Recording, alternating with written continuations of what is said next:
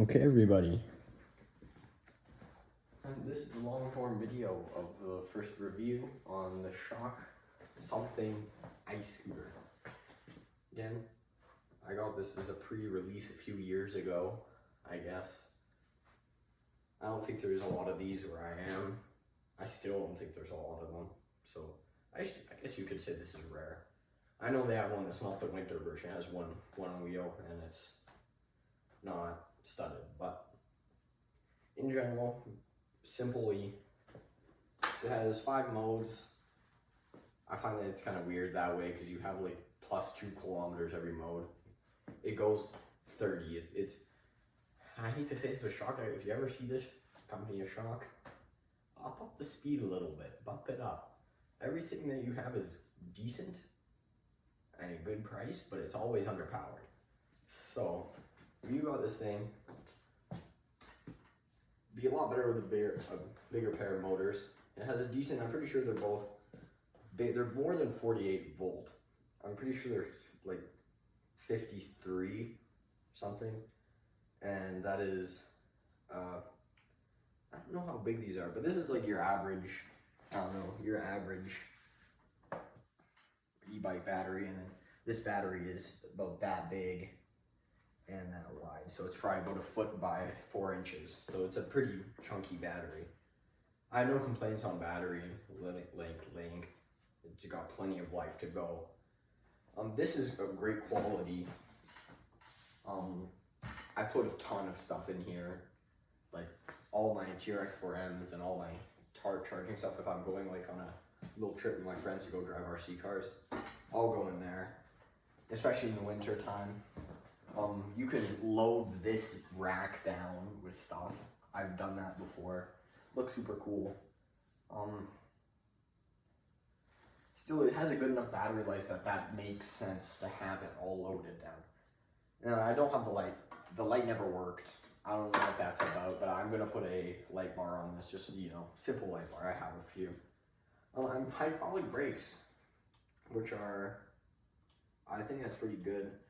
They stop on a dime, but you don't really kind of want that because you're in the snow. But in general though, especially if you're just riding this thing around your yard, it is probably more fun than a dirt bike in the winter, I would say. It goes anywhere in 3 feet of snow, and it's just like up hills, and you can get the front wheel off the ground for about 10 feet, but as soon as that governor hits, it's just right back down. This thing needs to go, again, my opinion, prime speed for anything, 55 kilometers an hour. It is plenty enough for going on the roads, and it has plenty of power going wherever you're going. 55 kilometers an hour, it's slow enough where it's not insanely dangerous. It's the right top speed for anything, maybe 60. 55 with this thing have a bit more power. Again, battery, I think they kind of skimped out on the battery. They should have like a Sur-Ron battery in this thing that just kind of sits here, and this should have been moved forwards. But other than that, comfortable wise, you just stand on like a scooter. Please don't break kickstand. It's kind of weird like this. This gets pretty slippery. But then I don't know where they decided that this was a good idea, because this is like a chopper. You sit anywhere that's not the front, it's like a really chopper, and your feet up here, you're like that. So I don't know if that's a doubling seat or what, but doesn't like, you can't ride like any way, no matter what, your foot is always off just to get it to, I don't know, just ride well. But this thing, I'm taking it pretty far. It does great on the roads. It never spins tires. Can't really wheelie it, of course. 2-wheel drive, it can go in 2-wheel drive and single-wheel drive. Perfect. So front suspension's just average, but it's amazing. It is a super fun thing to just kind of go around on. I use it mostly for just getting places, but as a pre-release thing, I mean, maybe they changed a few things. The only things I would say to change about this thing is more power. Other than that, like, I don't have a single complaint with this thing.